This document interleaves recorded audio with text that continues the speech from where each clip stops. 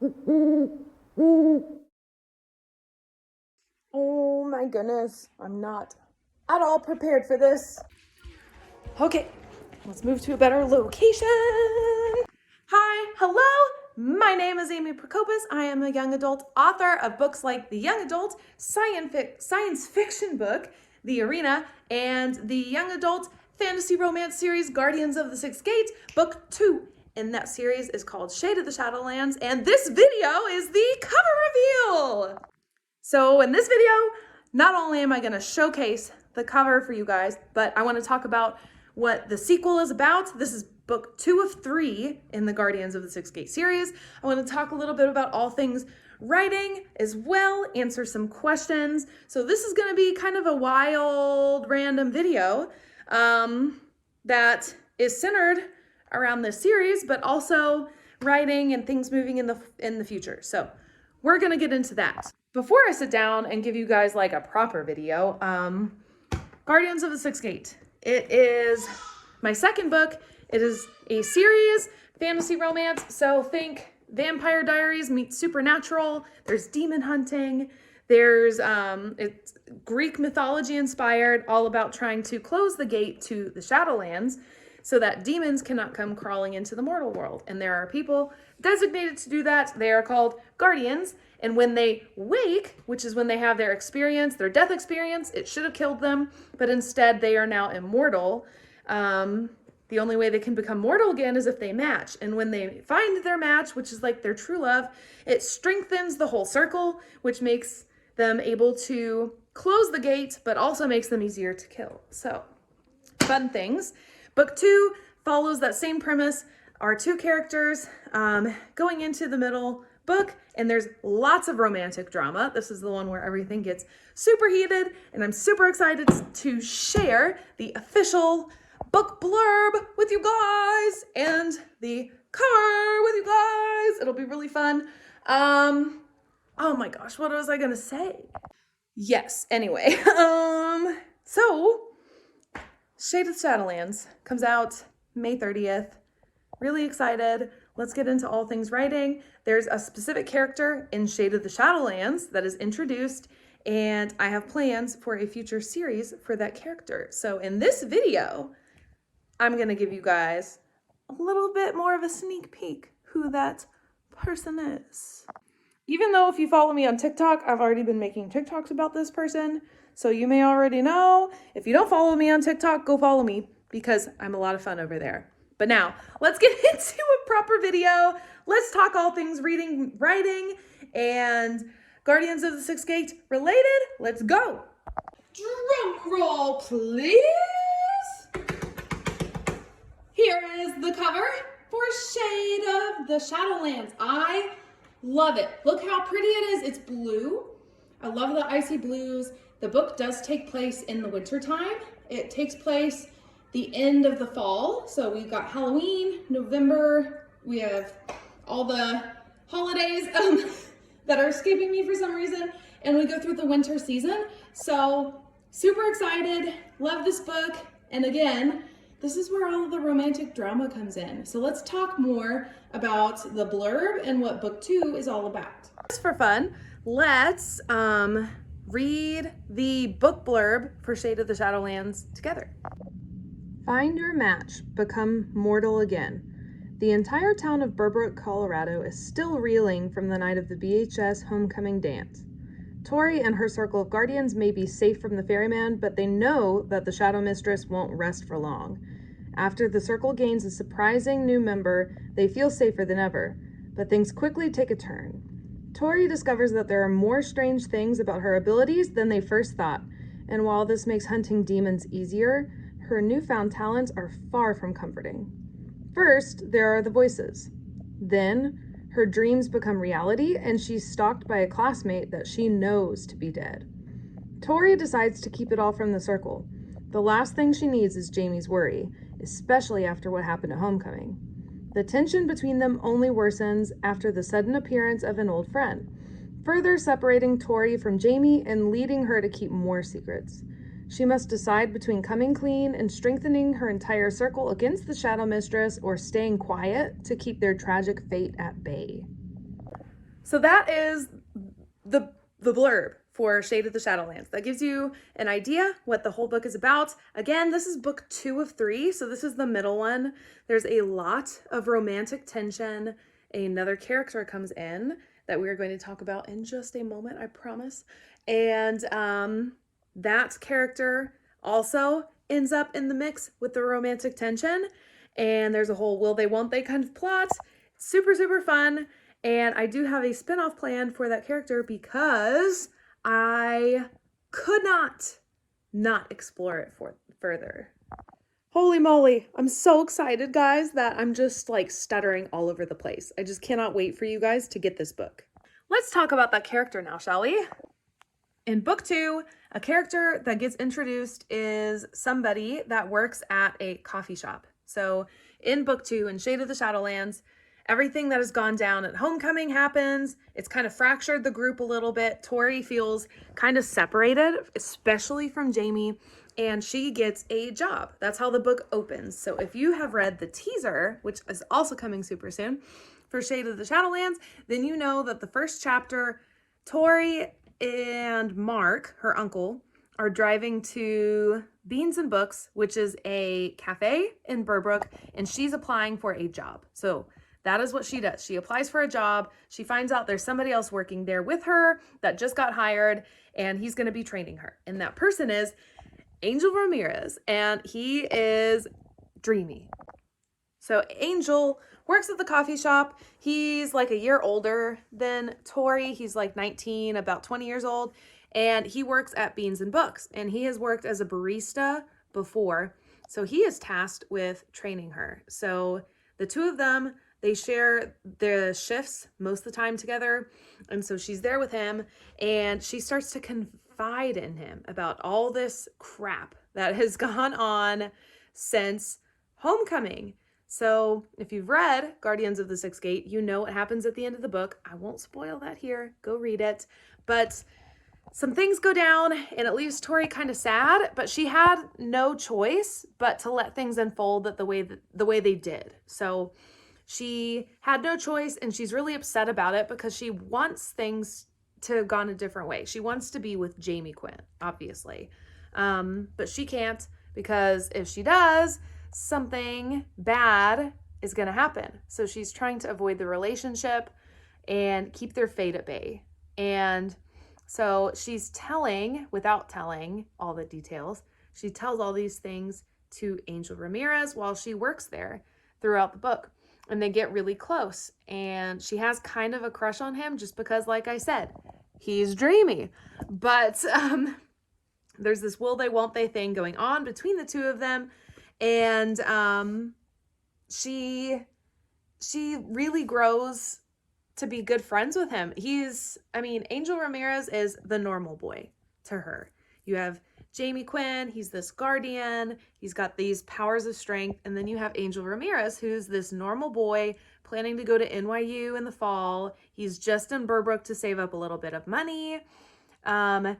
And then he's off again to NYU to do the college thing, which is something Tori really wants to do. She wants to go to college. She wants to be a lawyer. She wants to do family law and things in the court system related to that. So it's kind of hard for her not to feel entranced by this guy because he's doing and is all these things that she wants. And life is so much simpler with him than with Jamie and in the Guardian world at this point in book 2.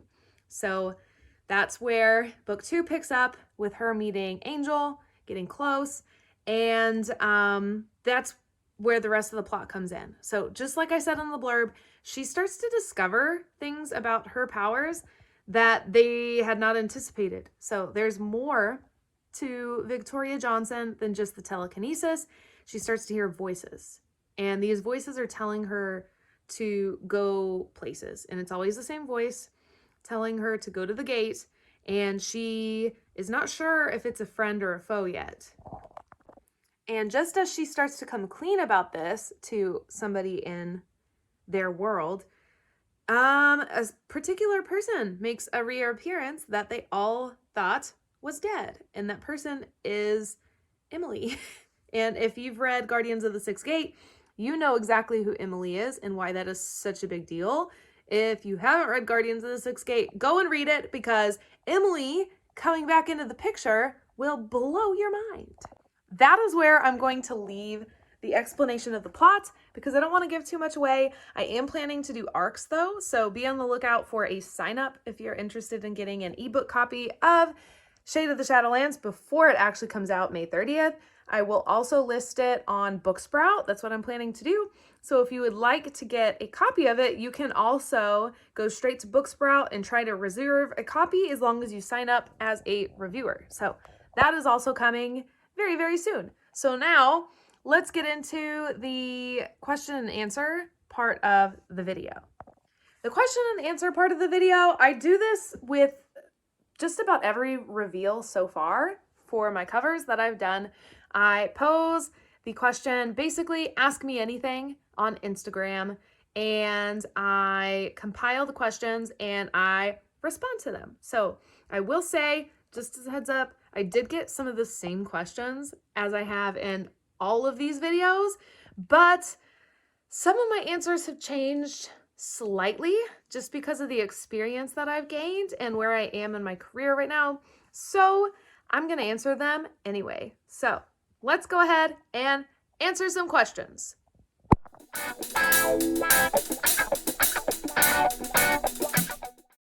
One of the first questions, and one of the questions I get the most often, is how do you manage your time between writing and working full time? And the honest answer is, I'm not entirely sure, but if you want something bad enough, you figure out a way. That's really the easiest way to sum it up. I utilize my weekends. I work pretty much full time on the weekends. It's when I do the most amount of work. I do all of my planning for promotional things. I do a lot of my writing on the weekends. I do write at least twice a week during the weekdays, sometimes more than that, depending on if I'm in the drafting phase or if I'm editing. So I do work part of the evenings during the week, but basically the short answer is that I'm always working. Writing is like an escape from everything for me. So it doesn't feel like work. It's something that I've always done to relax myself, relax my mind, get the creative energy out. So I'm not entirely sure how I manage to write all that I do, but I know that when I'm not writing, I feel more on edge. So it helps me to kind of center myself, get all the creative energy out, and I overall feel better when I'm writing. So I don't know. I use the extra time that I have when I'm not working, and I use my weekends, and I just make it happen. Like I said, if you want something bad enough, I truly believe that you will figure out a way to make it happen. And whether that's writing, I don't know, over the weekend and a couple days a week like I do, or just just giving up the weekends to write, one small step is still a step forward. The next question I got is, who was your favorite character to write in this book? And for me, in book 2, it was definitely Angel. Even though Angel's not in it a whole lot, I just immediately could envision who this person was. I got a whole backstory immediately for Angel, which is why there will be a sequel for him coming, because I could just envision exactly who this person was. I also have a little bit of like a book crush on Angel. He's, like I said, he's dreamy. I keep saying that, but I just really like him. He's one of those like take no BS kind of people, and I really admire those kinds of people. I'm such a people pleaser in my own life that I'm always fascinated by people who are a little bit the opposite and could care less. So I really liked writing for Angel. He's kind of a quiet type, so he doesn't have tons of dialogue, but he does a lot with his body and his body language. And that was super fun to write, because Jamie is, I mean, he's been around forever, right? So with Jamie, there's always some kind of witty comeback or bad boy remark. He doesn't put up with anybody's BS, but it is in a very different way from Angel. Jamie is angsty and he just kind of screams teen anger. And so he's a bad boy in that sense. Whereas Angel takes no BS and he just really could care less. He just does his own thing.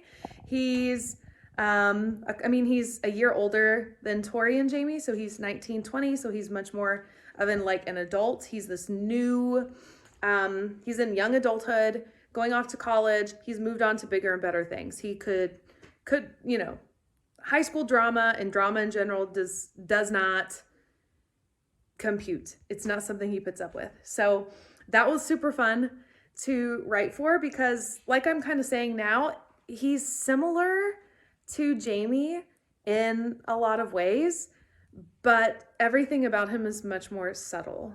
So I really enjoyed writing for Angel, and I am dying to write his book. I've already written some scenes because I just could not get them out of my brain. I had to get them out. So I'm really excited to come back to Angel in the future and share him more with all of you. The next question I got, just as a follow-up to the last one, is what is the spinoff about? And I just said the spinoff is going to be Angel. So to get more of the backstory and the plot of Angel's book, you do have to read Shade of the Shadowlands. I don't want to spoil things about Angel and Tori and Jamie until you've read it in the books out there. But Angel's book is going to be a romance. So, and it'll be much more of like a grown-up romance. It's going to read more of a new adult age. And you don't have to read any of the Guardians of the Sixth Gate books in order to read Angel's book. I did that specifically. It's just like an Easter egg. Angel just happens to waltz through Burbrook at some point, and now he's in his own book. So you could read the two totally separate. It's kind of fun to me to encounter characters like that in other worlds and then read more about them and it be separate like that. I've really enjoyed that in my own reading recently. So I wanted to write a book like that, and Angel is the perfect character for that. So Angel's book is going to be a romance. He's got a really dark, really sad past. And so his book will be him dealing with some of those emotions while he falls in love with somebody and never expected to fall in love. So you'll get, I think it's going to be from her perspective. I've gone back and forth between whose perspective I want to write it from. I think I'm going to write it from hers. Her name's Lily, so it'll be Lily and Angel. I think I'm going to write it from Lily's perspective, and she compliments him really well. And I'm excited to write about her because I've written so many strong female characters, and Lily is still a strong female character. I'm not about the whole doe-eyed, help me please kind of girl, but she has her own demons. And in the book, she is forced to confront some of those. And there is a little bit of a mental health discussion in the way that she tackles them. So I'm really excited to showcase some of those things. I am a counselor and mental health is very important to me. And so I'm excited to weave it in to their story and write a story about a woman who is coming of age and is empowered through the support of this man. So exciting. Angel and Lily coming probably spring 2024. Another question that I got a lot from TikTok is, what is Shade of the Shadowlands on the spice meter? And I did say that there is more romance in Shade of the Shadowlands than in Guardians of the Sixth Gate. So yes, it does get spicier, but there is still no sex, if that's the question. There's a lot of like closeness, there's kissing, there's some touching, but nothing like super sexual. And there's a lot of like imagining. Tori imagines things much more in this book. So the romance does heat up, but no, there is not any sex in this book. You will have to continue reading the series to get that. So, hint, hint. There were more questions than that, but they were not questions that were super new or super related to this cover reveal, so I did save them. I may do something with them in the future. I'm definitely going to answer them on Instagram, so make sure that you follow me on Instagram. If you don't follow me on all of my social media, there is a link down below where you can view all of those. I'm super active on TikTok. I also am really active on Instagram, so go follow me there. Make sure you subscribe to this channel because I post videos like this all the time. I love to document my experience writing in the process because I like to watch that kind of stuff. It helps me a lot creatively. And I learn from other people a lot here on YouTube. So I thought, why not share my own experience? So make sure you like the video, subscribe to my channel, leave me a comment with any more questions or things that you're wondering, and be on the lookout for the ARC copies of Shade of the Shadowlands very soon. But that's it for the video. Thank you guys for following me. Thank you for all of your support, and I will see you guys in the next one. Bye!